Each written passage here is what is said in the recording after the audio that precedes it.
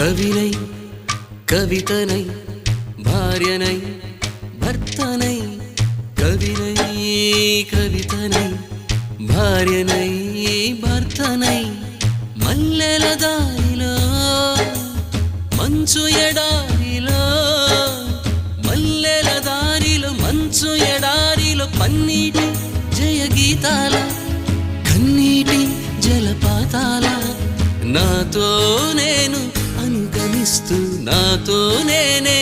రమిస్తూ ఒంటరినై అనవరతం కంటున్నాను నిరంతరం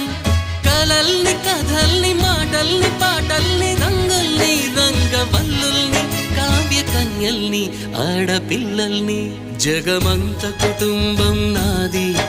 ఏకాకి జీవితం నాది